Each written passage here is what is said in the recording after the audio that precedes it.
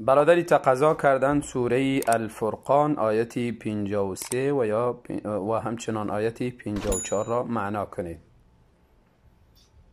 آیتی 53 سوره الفرقان: اعوذ بالله من الشیطان الرجیم وهو الذي مرج البحرين هذا عذب فرات وهذا ملح أجاج وجعل بينهما برزخا وحجرا محجورا وهو الذي مرج البحرين. والله تعالى ذاتی است که مرج البحرین خلط کرد، یک جا کرد، در میان یک جایی آورد در میان دو بحر، یعنی دو بحر با هم یک جا کرد. هذا عذب فرات، و همین دو بحر یکی شیرین بسیار خوشگوار با لذت است، و هذا ملح اجاج، و این دیگری در پهلویش بسیار شور بیمزه است. شوری که از حد به اندازه شوریش زیاد شوه بیمزه میشه، مانند تلخ واری.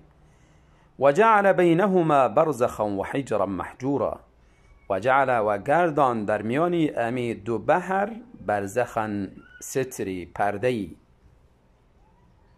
و حجرا محجورا، و همچنان مانعی مانند دیوار که یکدیگر را منع میکند اینکه سرایت کنه به منطقه دیگرش.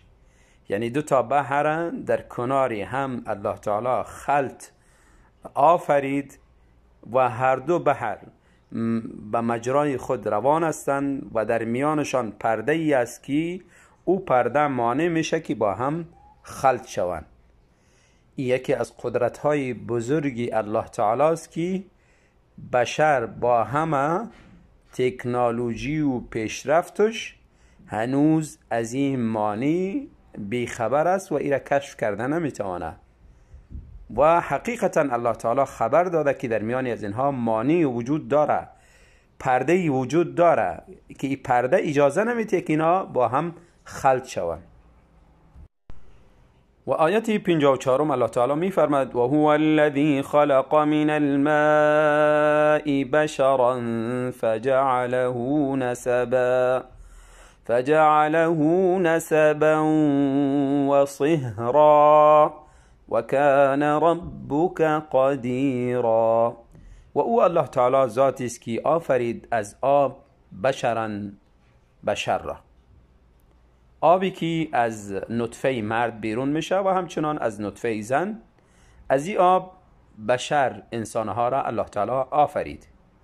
فجعله نسبا و صهرا، و بعد از او همین انسان در میانشان نسبها قایم کرد و همچنین اصهار یعنی دامادی.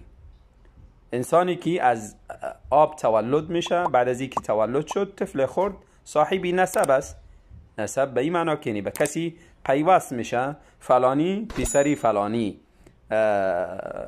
دادرزاده فلانی، خواهرزاده فلانی، یعنی صاحبی نسب است که به او انتساب میکنه، خود نسبت میده.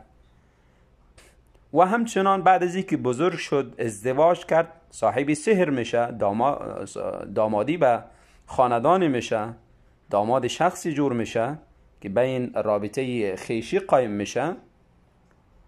الله تعالی از این بشر نسبها و همچنان پیوندی خیشی بر اساسی دامادی ایره قایم کرد. و کان ربک قدیرا، و الله تعالی بر همه چیز قادر و توانا است.